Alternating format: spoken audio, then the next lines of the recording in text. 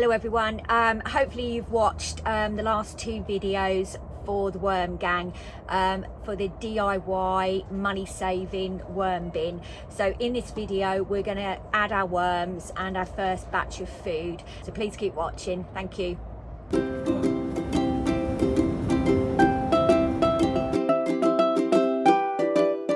So what must you not add to your worm bin? So first of all, citrus fruits. We've got anything from the onion family, even your spring onions. And then we've got meat and dairy products. Now you will find videos out there where some have added a little bit of citrus and a little bit of onion, but only occasionally.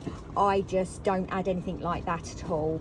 You know, obviously I don't want to take the risk and harm my worms. So all the food that I can't add into my worm bin, I add into my bokashi bin. And I've also got a playlist for that, and I'll add that in the description box. So the foods that you can add are fruit and veg. Now then, these bananas and apple cores are ideal. I have a lot of fruit at work during the day, so I do save all the skins and the apple cores rather than throwing them in the bin.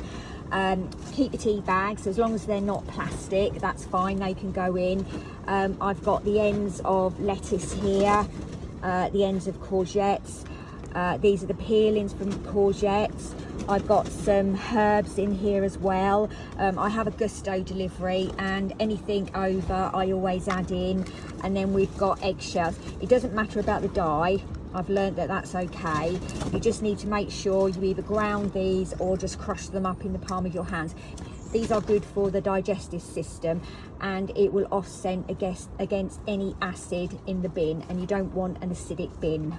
Now when you first start your worm bin, you don't want to overfeed them. So some of this is going to go into my French wormery. I have a separate playlist for that, and then the rest we're going to put in my new bin. If you're a single person or you don't basically eat much fruit and veg, what you could do is visit Co-op on a Sunday afternoon, because they really do reduce the prices on food. You can get a bag of salad reduced to say 10-20p. You might pick up a bag of carrots. You could give the worms the peelings and then put the rest in the freezer for you. So always look around at your bargain shelves in your local shops. You might have to go in the evening, but I recommend Co-op on a Sunday afternoon. So with any carbon material, so your cardboard, your newspaper, etc., it needs to be a 50-50 ratio with your food stuff. So always continue keeping any newspaper, egg-board cartons, if you've got any old leaves still, just keep everything and then gradually add them to your worm bin. Also, because fruits and veg have a high water content, so that your bin doesn't get too moist, the newspaper will start soaking up some of the moisture. We need to make sure the worms have a happy environment. So I'm going to crush down all of this.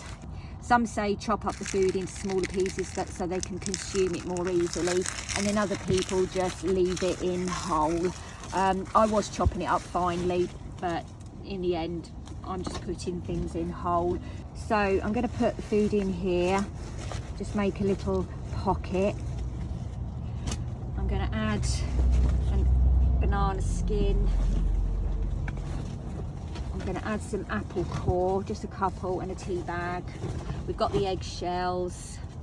I'm going to add some herbs, and I'm going to add this little bit of the end of a lettuce, and then treat them to some courgettes. So then I'm going to bury that. There we go. And then the rest of this I'm going to add to my French wormery. So let's get the worms. Now I'm going to take worms from my French wormery, but what you could do is put a post on Facebook and ask if anyone has any composting worms they wouldn't mind giving away, or for a few quid. Alternatively, you can buy them. I'll add all the links in the description box. You can buy worms alone, or you can buy as a complete kit. So you'll get your worm chow, which is some ground up food, and you'll get your bedding, and you'll get worms. You know, to start off, you could just go for a small bunch of worms, say sort of 50 grams. They do soon reproduce. You don't have to go for a massive load. So we've got a little one here, so we'll add him in.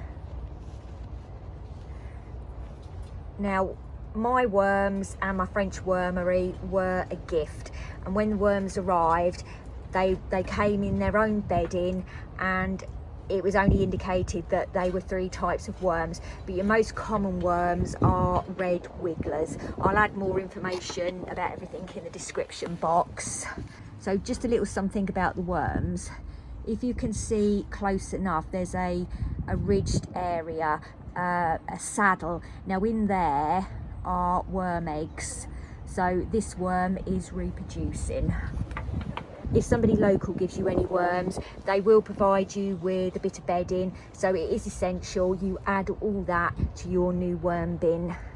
Now this little one, you can see him, is a real baby worm and probably hasn't long been hatched from its egg.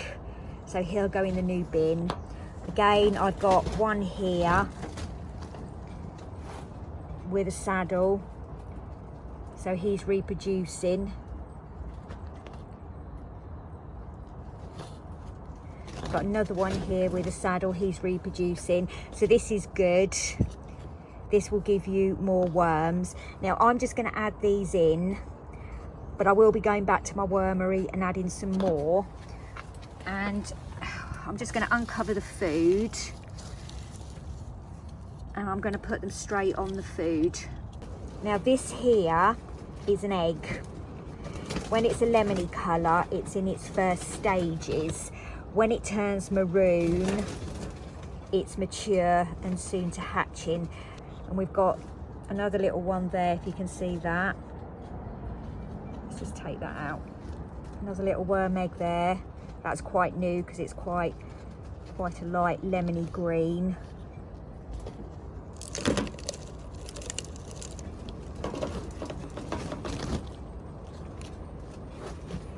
So this soil here is the original core bedding.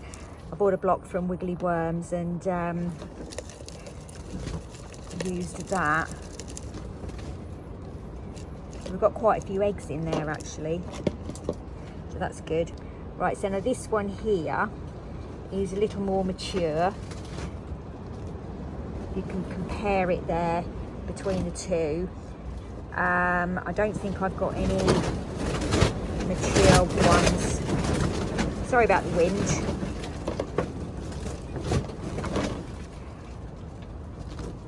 So yeah, I've got quite a few worm eggs in here. It is so important though just to add original bedding. Now you will find in a new worm bin there will be some escape artists. You can't control that. You can just do your best. Now, because these worms are new to this bin, I've laid them on the food. They have a lot of their extra bedding. There's a few eggs in there, so we'll see how they get on. One of the things you're going to need to do is make sure the contents of your bin doesn't dry out. So just check it. You don't have to check it every day, but just keep checking it and make sure it's moist enough, because at the moment we're only putting a little bit of food in. As you add more food, then obviously you'll have more moisture. I just want to show you this in my French wormery. So this is the working tray. So I've got some fresher food in here that you saw earlier. The rest of this is all newspaper, but you can see how many worms are here in this working tray because they're munching on all the food. I mean, look.